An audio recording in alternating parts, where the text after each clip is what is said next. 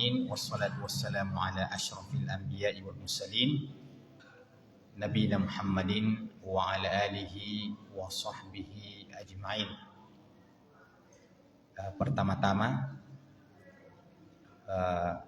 saya mohon maaf kalau membuat terlambat acara ini. Saya melaporkan bahwa tadi ada acara buka puasa di Klaro. Ternyata perjalanan Masya Allah cukup macet. Sampai di sini pas salam.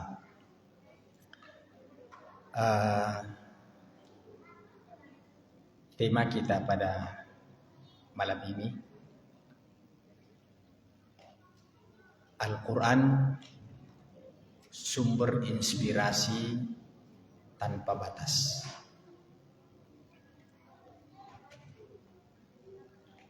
Dari aspek mana Al-Quran itu menjadi sumber inspirasi tanpa batas? Dari seluruh aspek.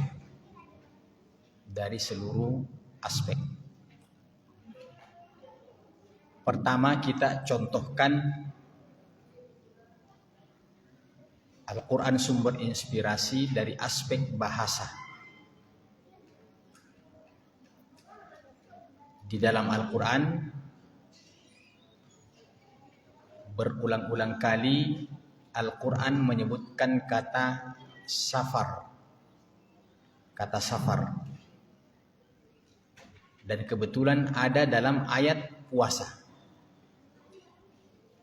Jadi masih ada kaitannya dengan ayat puasa. Ayat itu kita hafal. A'udzubillahi minasyaitonir rajim. Faman kana minkum maridhan aw ala safar fa'iddatun min ayyamin ukhra. Kata Allah, siapa yang sakit atau dalam keadaan safar, perjalanan, maka boleh tidak berpuasa dengan syarat mengganti sesuai dengan hari-hari yang ditinggalkannya pada hari yang lain. Yang kita garis bawahi adalah kata-kata safar. Safar sudah terlanjur kita terjemahkan perjalanan. Kalau orangnya yang melakukan perjalanan namanya musafir. Itu sudah familiar. Bahkan sudah jadi bahasa Indonesia. Saya ini musafir. Jadi perbuatannya namanya safar. Orang yang melakukan perjalanan namanya musafir. Sebenarnya baik safar yang merupakan sifatnya dan perbuatannya ataupun musafir orangnya yang melakukan perjalanan itu, kalau kita ingin gali dari aspek bahasa, sebenarnya safar dan musafir itu bukan arti harfiahnya perjalanan dan orang yang melakukan perjalanan. Cuma terlanjur kita menerjemahkan begitu. Musafir orang yang melakukan perjalanan. Tapi safar dari sisi bahasa, ini saya katakan menjadi sumber inspirasi. Safar itu artinya sesuatu yang tersingkap. Safar itu artinya sesuatu yang tersingkap, yang kelihatan. Seperti secara bahasa, kalau orang Arab mengatakan isfirarus syamsi, ketika matahari pertama kali terbit, itu dia tersingkap itu sinarnya. Itu namanya safar, tersingkap. Apa kaitannya dengan safar dan musafir yang diterjemahkan orang yang melakukan perjalanan?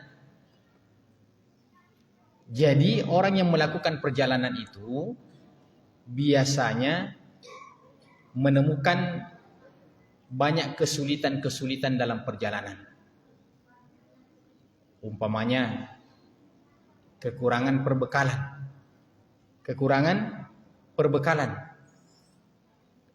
kita dalam perjalanan itu mungkin berteman beberapa orang atau katakanlah satu rombongan. Satu rombongan. Ada perbekalan tapi tidak cukup untuk satu rombongan itu. Tidak cukup untuk satu rombongan itu. Kebetulan mungkin saya yang punya makanan itu atau minuman itu. Maka walaupun perbekalannya terbatas, maka saya bagi-bagi itu tas sedikit-sedikit tak. Biar mami sedikit, pokoknya tas sedikit-sedikit tak. Ini dalam keadaan kita melakukan perjalanan sulit. Berarti kalau saya melakukan itu, Pak, saya ketika melakukan itu tersingkap karakter asli saya. Tersingkap karakter ahli saya.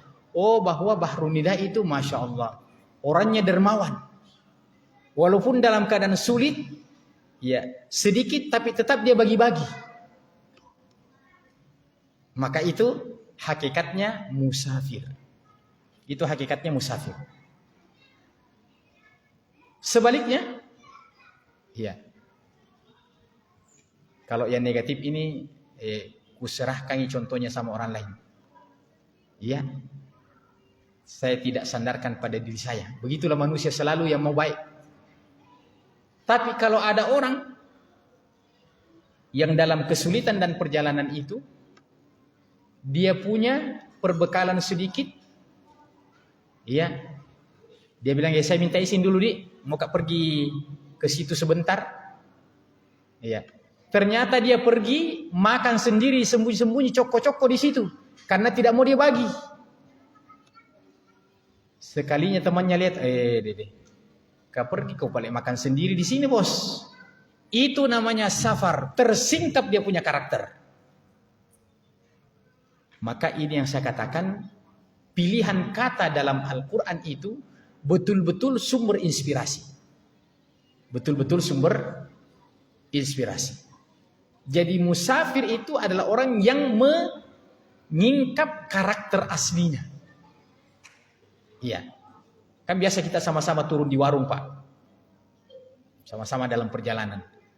Ada orang yang niatnya bagaimana caranya nanti ini supaya saya yang bayar.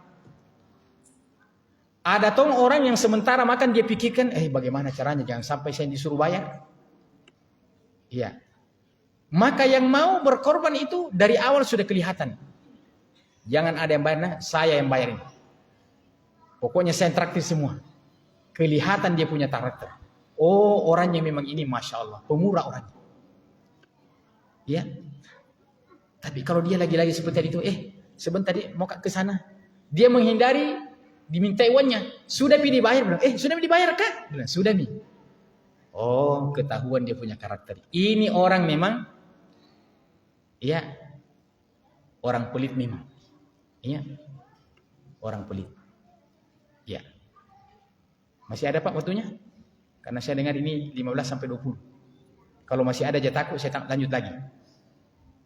Yang kedua, ya, contoh-contoh saja. Itu kerudungnya perempuan, jilbabnya perempuan,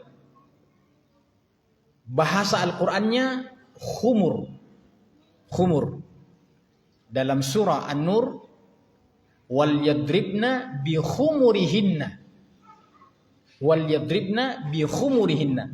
Hendaklah wanita muslimah itu, terutama kalau dia mau tinggalkan rumah, keluar rumah, hendaklah dia memasangkan khumurnya itu.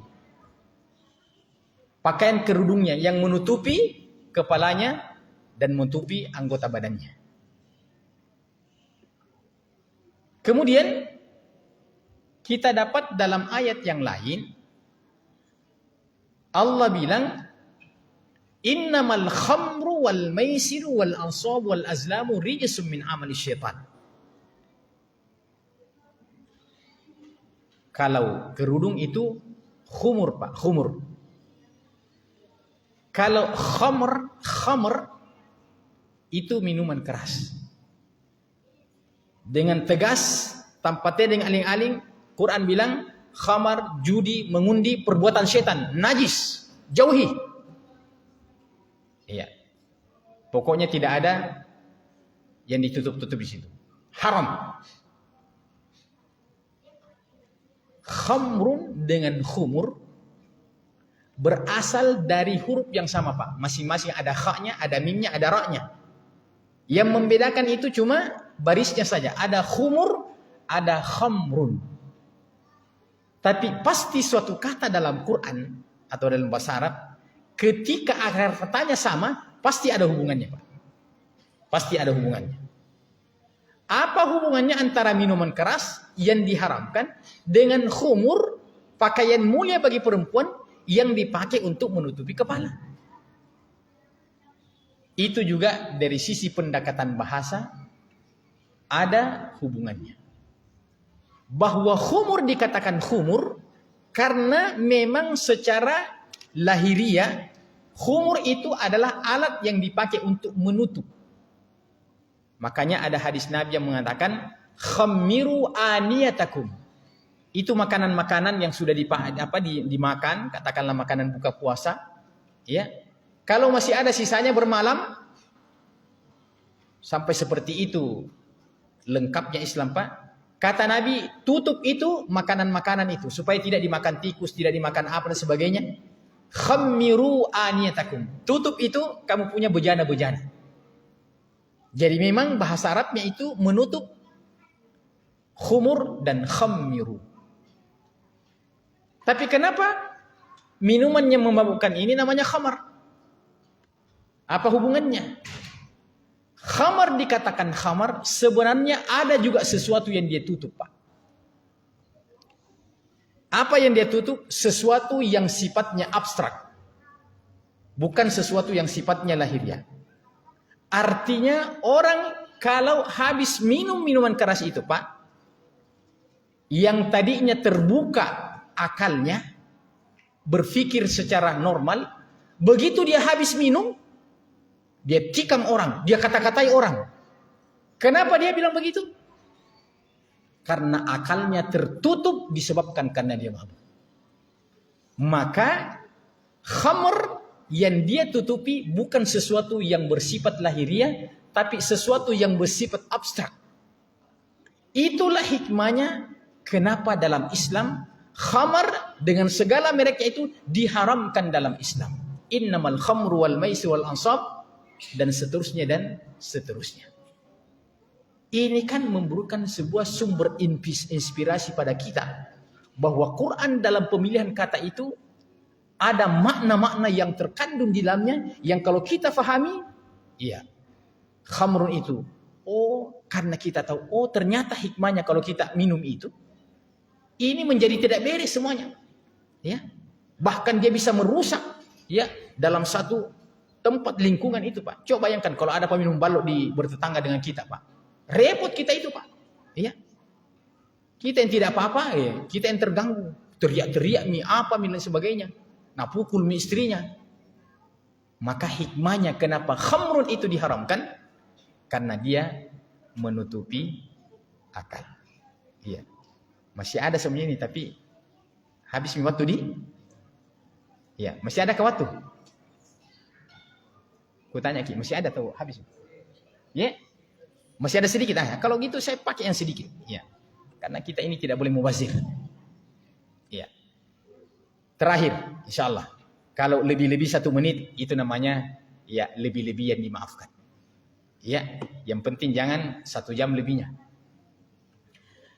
Allah bilang, ya, kenapa cara makhluk begini, Pak? Karena ku tahu bilang sudah semua mina cerita ustaz itu tentang hukum puasa 10 terakhir apa. Saya bilang apa ini yang saya mau sampaikan ini? Sudah semua mina ambil orang. Ya, nah, maka ku prediksikan mungkin ini belum pindah bahas orang ini. Ya. Dalam surah At-Tariq Allah bilang begini. Was-samaa'i wat-tariq. Langsung saja masuk dalam ayatnya. Was-samaa'i dzatir raja'. Salah satu ayatnya was-samaa'i dzatir raja'. As-sama artinya langit, tapi maksudnya langit itu adalah sesuatu yang tinggi. Dari kata-kata sumu, Maka sesuatu yang tinggi bahasa Arabnya itu sama. Ada yang tinggi sekali, ada yang terjangkau tingginya. Yang terjangkau tingginya itu adalah sama dalam arti awan. Dan ketika Allah bilang was-sama'i dzatir raja, maksudnya langit awan, bukan yang 7 susun itu. Allah bilang dan demi langit, demi awan yang mengandung air hujan. Jadi awan itu ternyata mengandung air hujan. Tapi apa bahasa Al-Quran ketika mengatakan hujan? Dia bilang raja. Dia bilang raja.